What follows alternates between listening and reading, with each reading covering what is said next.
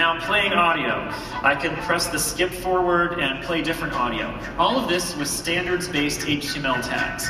If I press the start button and navigate out of the browser, just as we now will support background audio for native apps, we support background audio for HTML5 coming from the browser. Oh, thank you. Glad you like that feature. Also, if I'm on the start menu, I can use the phone's volume controls to pause the HTML audio. So that's the first example. The next thing I'm going to do is I'm going to switch over. I'll show you, here's the tab UI. I want to switch over to a real-world website. This is not a sample that we put together or built up or anything. This is boston.com, the website of the Boston Globe. And what the folks at boston.com are doing is using HTML5's video tag to have standards-based support for video on their website. And on our phones, that's great because it lets a user go straight to the Boston website.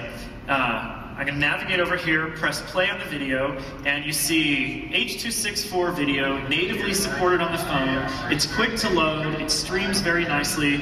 We'll get to actual quality here. You see the quality of the video looks great. We provide a full screen viewer with user controls right there for pause and resume. And if I go back, of course, I'll go right back to the website. Also, actually, while I'm here, it's worth mentioning, I've seen people posting on blogs with IE. Today on Windows Phone, some people are disappointed that in landscape mode you don't get the address bar there on the bottom. Well, you can see here in IE9 on Mango, we fixed that. When I go back to portrait,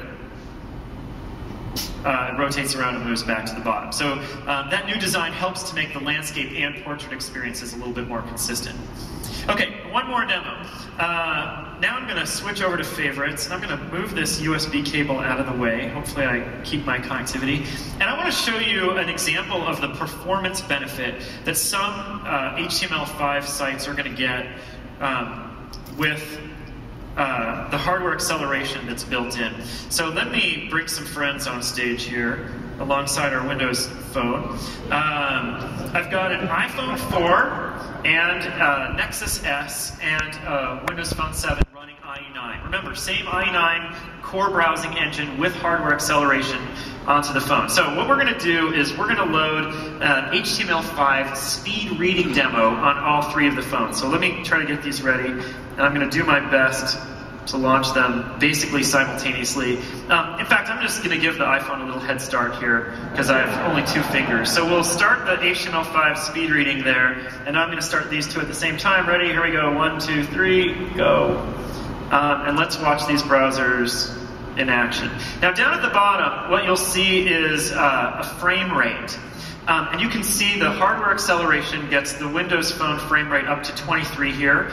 Android is going at 11 and the iPhone's at 2. And you see the page is loaded. There we go. Windows Phone 7's browser is finished rendering the page. The Android phone is almost there, and the iPhone is a little ways behind. Thank you. We're really very appreciative of the work that Dean and his team have done on the PC to introduce HTML5 standards-based native browsing with hardware acceleration. It's good for the PC, it's great for phone users too, and we think it's going to really